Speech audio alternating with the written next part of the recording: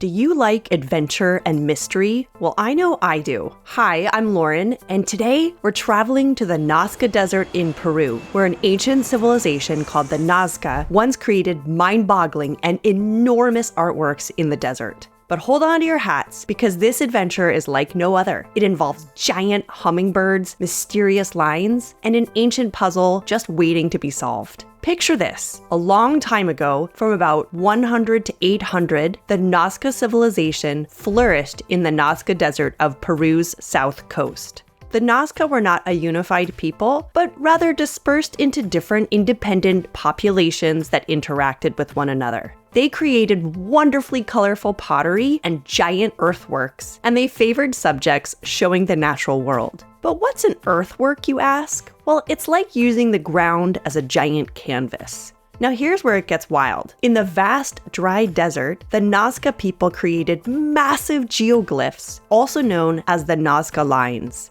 These aren't just any drawings. Some of them are more than 2,500 years old, and they are designs made on the ground using natural landscape elements. The Nazca Lines are the most famous geoglyphs in the world today. Some of them predate the Nazca people even, and they were possibly made by the earlier Paracas culture that the Nazca might be related to. The Nazca Lines date to between 500 BCE and 500 CE, so they span about 1,000 years in creation.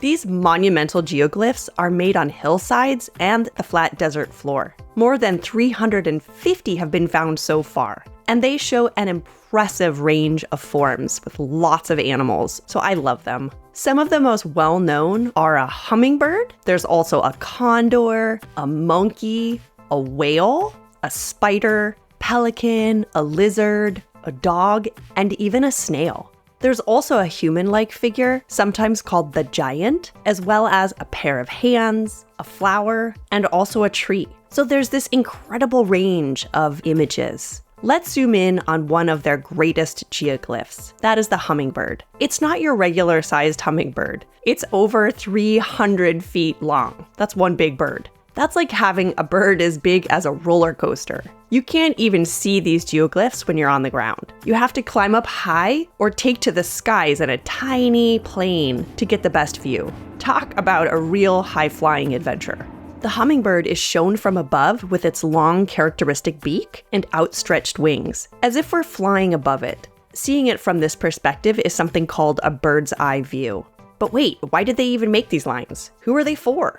Well, my curious friends, that's the mystery we're still trying to solve. Some folks think it was for rituals. Others say it might have something to do with the stars or even finding water in the desert. You can imagine how important water sources would be for anyone living in this dry desert environment. In some ways, it's kind of like the Nazca left us a puzzle and we're the detectives trying to crack the code. Something that I find fascinating about them is that if you were to walk the line of one, say of the monkey, you'd never cross over another line that forms the monkey. So if I started at the end of the monkey's tail, I'd eventually make it right back to that same point. It's just one long continuous line that forms the outline of each image. All the Nazca lines are made this way, and that suggests that it was a specific and intentional choice made by the Nazca people. But why? Pottery found along the lines, as well as remains of food, suggest that maybe the lines were used in ritual pilgrimage somehow, meaning people would travel here to walk the lines in a specific way during a particular ceremony, perhaps.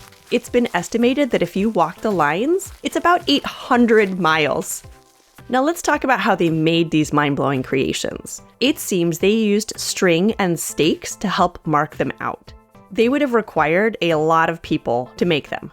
Using the strings as guides, they'd scrape away the topsoil of red-brown pebbles to reveal an underlayer of yellowish soil, so we have this pairing of different colors. Now, the super dry desert helped these lines stick around for us to marvel at today. But with climate change, conservationists are keeping a watchful eye on our ancient line friends. Now, the Nazca Lines are also a UNESCO World Heritage Site, which means that they are protected for their immense cultural and historic value. The Nazca Lines are so important, not just as drawings in the sand, but as a reminder of the Nazca people's incredible creativity and genius. And that, my friends, is our journey into the fantastic Nazca Desert, where ancient mysteries unfold in every line and curve. Until next time, stay adventurous.